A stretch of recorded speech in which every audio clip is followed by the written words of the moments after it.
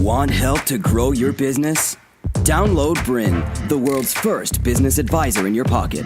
To find out more, visit BRiN.ai or search the App Store today.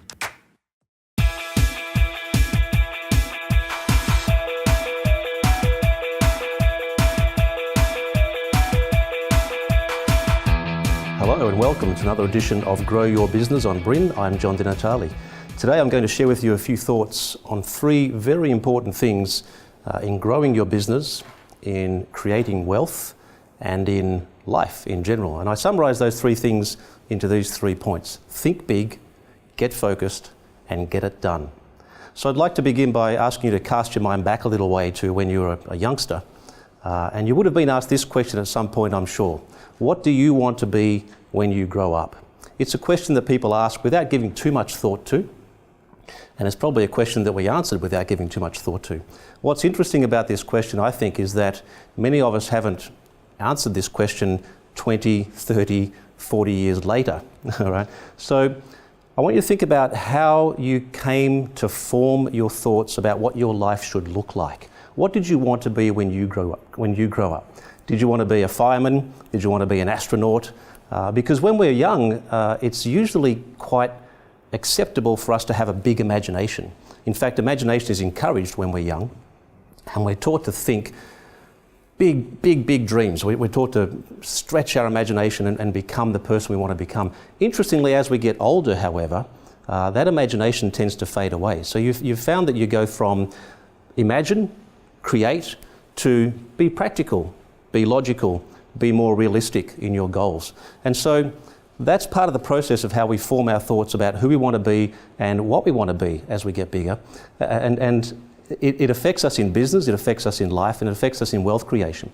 So here's a little thought for you.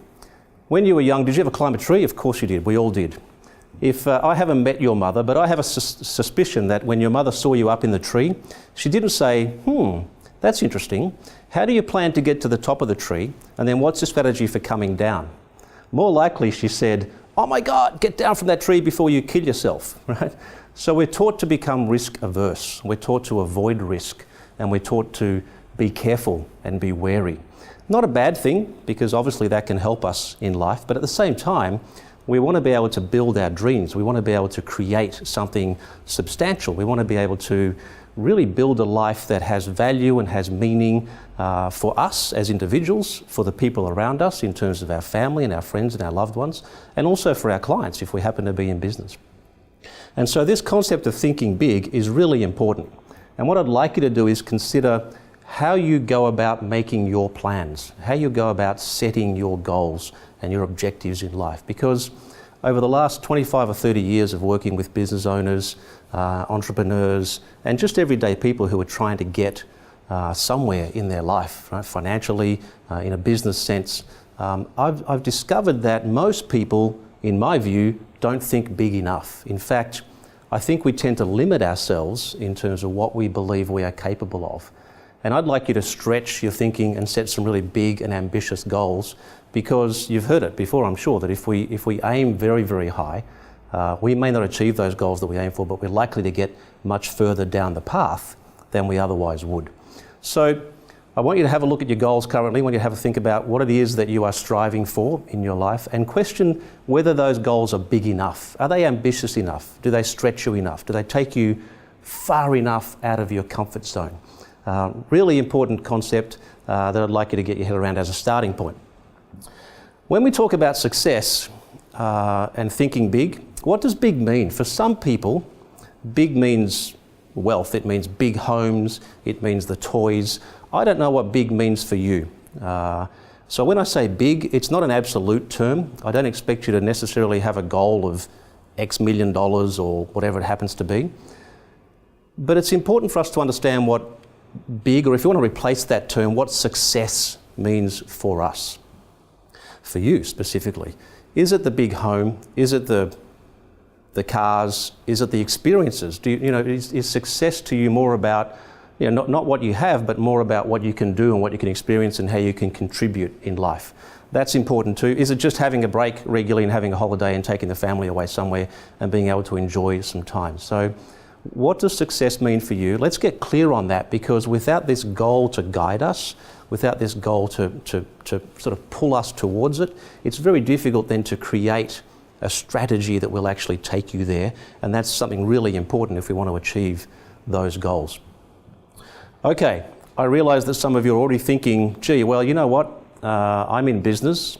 I haven't been in business very long, or I'm just starting out on my career path and my journey, and I feel quite small. You know, I don't feel like I've yet achieved the success or the right to even think big and have big goals, because I'm still a small player in my particular area. I understand that. Everybody starts small, true? We don't all start at the top of the heap. You have to start somewhere. And so that may be the case, but I want you to think as though you are much bigger than you really are, okay? So if you're actually much, much bigger than you currently are, how would you think? Here's something I found really interesting over the years. I've been fortunate to work with many people who have been what we would call successful. They've achieved in their careers, they've become successful at a level that most of us don't achieve in our lives. Sporting people, business people, people in community service, all sorts of areas. The interesting thing that I find with these people is that they don't think like you and I do. They tend to have a different mindset. They don't think in terms of what they don't have or what they can't do. They think very much in terms of, what can I do? What resources do I have available? Who can I get on board for this project? Who can I talk to about this? What sort of team can I pull together? It's a much more positive, a much more forward-thinking success mindset than many people have. And this is something that I've tried to learn from over the years, and we certainly try and engender this in the people that we work with now, is to have that mindset of not what are the limitations, but what are the opportunities and what are the things that we can achieve. So no matter where you are on the journey right now, if you're feeling kind of small, I completely understand that, but no matter where you are, I'd encourage you to have a mindset that says, I can do more than I'm currently doing. I can find more resources. I can bring more people on board. There are opportunities out there that I can go and explore, and I can bring my passion, enthusiasm, and my vision to those opportunities and make them real and help that move me forward. So that's the think big part, really important. Why is it important? Well, because this thought process does, I believe, help you create what I call your big vision, okay? Now, whether that big vision is for your life, whether it's for your business, and the two are often inseparable, let's face it, particularly if you're a small business owner, pretty hard to separate your business world from your life in general. The two tend to be very connected. So, how do we actually create this big vision? What is it that you have to do? Well, there's a few steps, and I've got them listed for you here if you'd like to have a look. Here's what I think you should do first of all. Forget about where you are right now in the present and step into the future. What does it feel like 5 years from now, 10 years from now? What does it look like? How do you feel? How do you think? What are you doing with your life at that point? Create that vision in your mind and make it a really powerful, big and compelling vision. And that's a great start to get you happening. Don't limit your imagination, okay? Go back to that childhood tendency of thinking imaginatively and getting out there and really stretching the possibilities of what might be possible for you. Make it big, make it inspiring, make it compelling for a few reasons. One, because you want it to be compelling for you. You want to wake up in the morning and go, I know what I'm working towards, I know where I'm heading, and I'm excited about it, and I've got the energy to go and pursue that goal and make it happen. But it also has to be compelling for the other people around you. So it has to be compelling for your team. They have to buy into that vision and make sure that, you need to make sure that they actually understand the vision and where you're heading, and that they're on board and they're actually contributing to that and being successful with you along the way. So make it compelling, make it strong, make it something that really drives you and inspires you, so we have that vision clearly in our minds. That's step one, is the thought process. However, it's true, is it not, that in business and in life in general, we are busier than ever. Yeah? Even though we have all the technology and all the tools and all the little gadgets and all the things we can use and the systems and processes, for some reason it feels to me, and it may feel the same to you, that we seem to be getting busier and busier and busier. And so one of the keys to success is focus. I know that we've heard a lot over the years about multitasking, and being able to do 15 things at once. There's been some really good research recently about the ineffectiveness of multitasking and how you can really only do one thing at a time really, really well.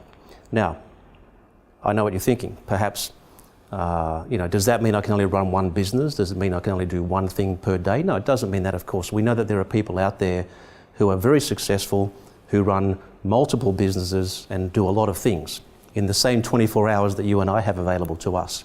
So I'm not suggesting that you just do one thing. I'm suggesting that you break the bigger tasks down into chunks and you actually do one little piece of those things at a time. So if you need to do things like prospecting calls or, some team activity, just do that activity. Be present in the moment, put everything else out of your mind and get stuck into that one thing.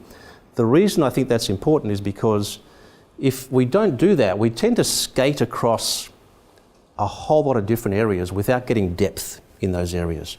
So we might do bits and pieces of lots of important things through the day, but we don't really get depth in those things. And I want you to get embedded in a project and really get in the mindset, in the space, in the zone, if you like, and really give that project the attention it deserves and then move on to the next one. Successful entrepreneurs run multiple businesses, they do lots of things, they run charities, they're involved in events.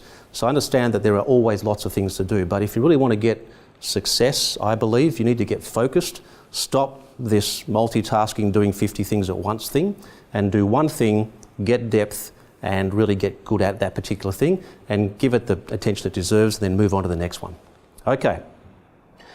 There are so many things that we could do in a day. 24 hours, maybe 12 if we want to get some sleep. There are things we could do. How do you determine which of the multitude of things that you could possibly do in a day are the important ones? And this is a question that kind of plagues people a little bit. What's the important stuff? How do I decide what's going to be really important for me in that process? So I've got 3 or 4 things to think about for you. The first is, if you have a selection of tasks, let's rate them according to some criteria. And the first criteria is impact. And what I mean by that is, if I do that task, how much impact does it have on moving me towards where I want to go? How much effect, if you like, will that task have on getting me to my goals and moving me one step closer? So the first thing is impact. The second thing is effort. Some things have a big impact, but they require huge effort. And you may not have the energy or the time or the space to give it the effort it deserves to really create the impact. And maybe that's best left aside and you choose something a little further down the list that creates that momentum towards your goal. The second is profitability. Now I realise that not every goal has a profit element attached to it, but if we talk about business and we talk about wealth creation, we talk about getting ahead in life, there's an element of profit, if you like, that's related to each objective or goal that we have. So what's the impact of the goal? How much effort will it require? How much will it contribute in terms of profitability? Profit could also be impact on people's lives, for instance. That might be the profit measurement that you have for that particular goal. And the last thing is it in line with your vision? Does it fit with your vision? Often we get distracted by things that look like good ideas, and I know I'm certainly guilty of this. You see things that are great projects, good ideas, they're valuable, they add value for people, and yet they're not really in line with where you want to go. So the last check in this group of 4 is this particular task in line with my vision? Does it take me where I want to go? And is it really going to move me forward to that point? So 4 things to think about as you prioritize your tasks. 1, impact. Is the task going to have the desired effect? 2, effort. How much time and work is required?